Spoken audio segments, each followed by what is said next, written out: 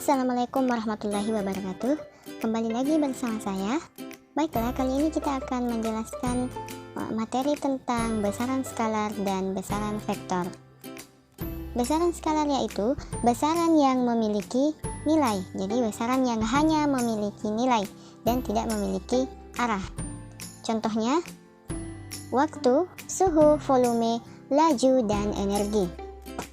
Nah, inilah contoh dari besaran skalar yang hanya memiliki nilai. Kemudian, dengan catatan, besaran skalar tidak tergantung sistem koordinat. Kemudian yang kedua, besaran vektor. Jadi besaran vektor ini ialah besaran yang memiliki nilai dan arah. Contohnya, kecepatan, percepatan, dan gaya.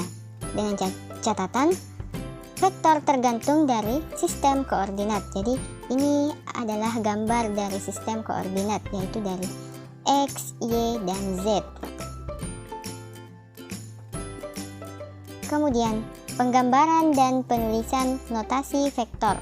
Jadi misalnya ini gambar vektor dari titik P ke titik Q. Jadi P adalah titik pangkal vektor, jadi di sini pangkal vektor. Kemudian titik Q adalah ujung vektor. Jadi Q di sini ialah ujung vektor. Kemudian tanda panah di sini menunjukkan arah vektornya ke kanan. Kemudian panjang PQ itu sama dengan mutlak PQ atau besarnya vektor. Inilah contoh-contoh dari besaran vektor. Yang pertama, perpindahan. Jadi contohnya ialah ketika seseorang sedang berpindah sejauh 20 meter yang arahnya ke kanan. Kemudian kecepatan, ketika seekor anjing berlari dengan kecepatan 5 meter per sekon yang arahnya ke kanan. Kemudian percepatan, yaitu ketika seekor singa atau harimau berlari dengan percepatan A sama dengan 10 meter per sekon kuadrat yang arahnya ke kanan. Kemudian gaya. Contohnya di sini ialah sebuah meja yang dipindahkan atau didorong oleh seseorang dengan gaya sebesar F dengan satuan Newton. Kemudian momentum. Di sini contohnya bola yang sedang dipantulkan ke tembok, maka bola tersebut akan kembali ke arah sebelumnya, yaitu sebesar P sama dengan M dikali V ya, dengan satuan kilogram meter per sekon. Dan masih banyak contoh yang lain. Jadi contoh-contoh besaran vektor yaitu besaran yang memiliki nilai dan arah. Selanjutnya, contoh besaran skalar. Jadi yang pertama ialah jarak. Pangkal vektor ke ujung vektor itu kira-kira berapa jaraknya. Jadi ini yang di tengah namanya jarak. Jadi jarak itu hanya memiliki nilai dan tidak memiliki arah. Kemudian kelajuan. Contoh selanjutnya ialah perlajuan. Kemudian usaha, kemudian energi, dan lain-lain. Jadi kesemua ini memiliki nilai tetapi tidak memiliki arah. Kemudian selanjutnya, operasi matematik vektor. Jumlah dan selisih vektor dilakukan dengan beberapa metode. Yang pertama, jajar genjang. Misalnya, vektor A, ini misalnya vektor A ditambah vektor B yang arahnya ke atas, itu sama dengan vektor A digabung dengan vektor B.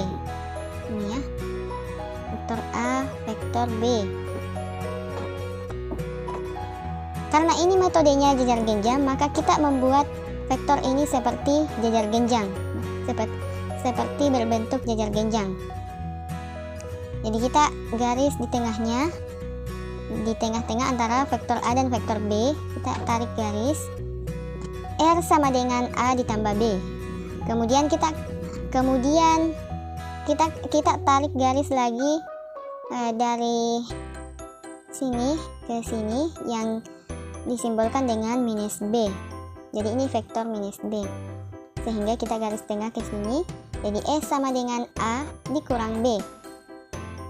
Kemudian besarnya vektor R sama dengan akar A pangkat 2 ditambah B pangkat 2 ditambah 2AB dikali cos theta. Besarnya vektor A A tambah B sama dengan R. Itu sama dengan A pangkat 2 ditambah B pangkat 2 ditambah 2 AB cos theta. Sedangkan besarnya vektor A kurang B sama dengan E sama dengan akar A pangkat 2 tambah B pangkat 2 dikurang 2 AB cos theta. Selanjutnya, jika vektor A dan B searah, maka theta sama dengan 0 derajat atau R sama dengan A ditambah B. Jika vektor A dan B berlawanan arah, maka theta sama dengan 180 derajat atau R sama dengan A dikurang B. Jika vektor A dan B saling tegak lurus, maka theta sama dengan 90 derajat atau R sama dengan 0. Jadi untuk selisih negatif itu tandanya arah vektor dibalik atau berlawanan arah. Kemudian metode yang kedua ialah metode segitiga. Jadi misalnya vektor A ditambah vektor B sama dengan, jadi vektor A arahnya seperti ini, kemudian kita gambarkan vektor B. Maka untuk membentuk sebuah segitiga, maka kita gariskan antara pangkal vektor A ke ujung vektor B sehingga menghasilkan A ditambah B. Metode yang ketiga ialah metode poligon atau segi banyak. Jadi vektor A ditambah vektor B ditambah vektor C ditambah vektor D itu sama dengan A tambah B tambah C tambah D. Jadi vektor A kita gambarkan seperti ini, kemudian vektor B, vektor C, vektor D.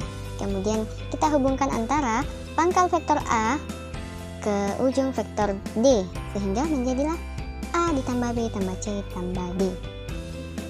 Selanjutnya metode uraian. Jadi vektor diuraikan dengan komponen-komponen yaitu sumbu X dan sumbu Y. Jadi ini vektor A dan vektor B. Untuk vektor A sama dengan AX I ditambah AYJ. Sehingga AX sama dengan A cos theta, AY sama dengan A sin theta, kemudian B sama dengan BX I ditambah BYJ, BX sama dengan B cos theta dan BY sama dengan B sin theta.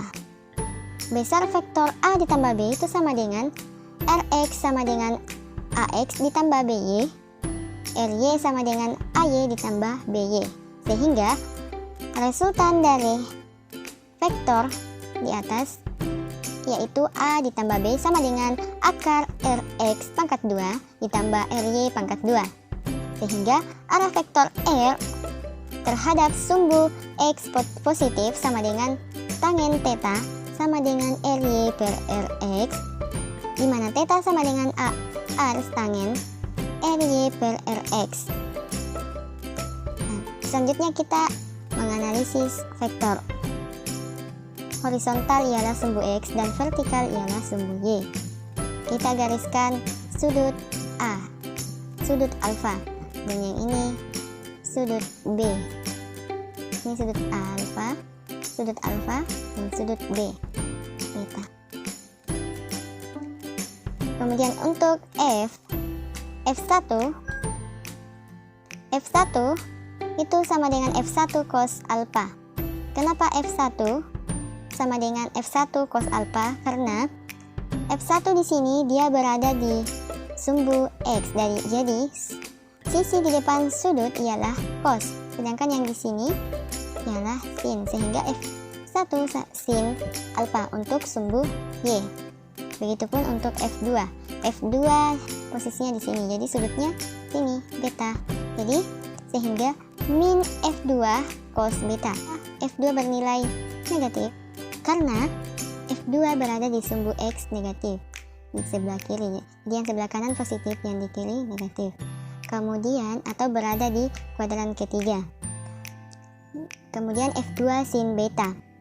F2 di sini berada di sumbu Y positif sehingga F2 sin beta. Kemudian F3 tepat berada di sumbu Y. Jadi sudut Jadi sudutnya untuk F3 itu sama dengan 0.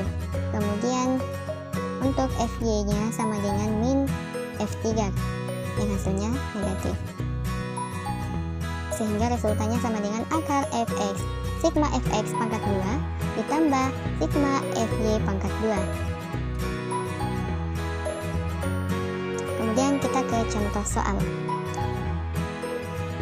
Sebuah mobil bergerak ke utara sejauh 20 km, kemudian bergerak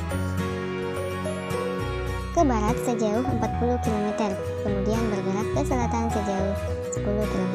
Tentukan jarak perpindahan mobil itu.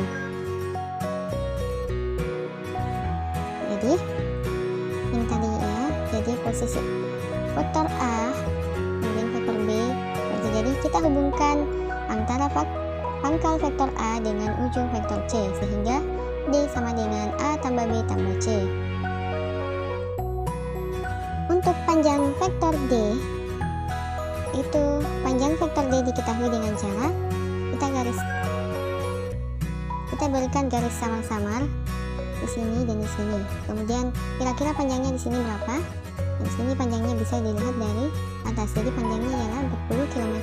Dan untuk panjangnya ini kita lihat dari ini 20, kan di atas ada 10, jadi 20 dibagi 2 itu sama dengan 10. Jadi sini panjangnya 10, sehingga panjangnya D sama dengan 4 akar 40 pangkat 2 ditambah 10 pangkat 2 itu sama dengan 10 akar 7.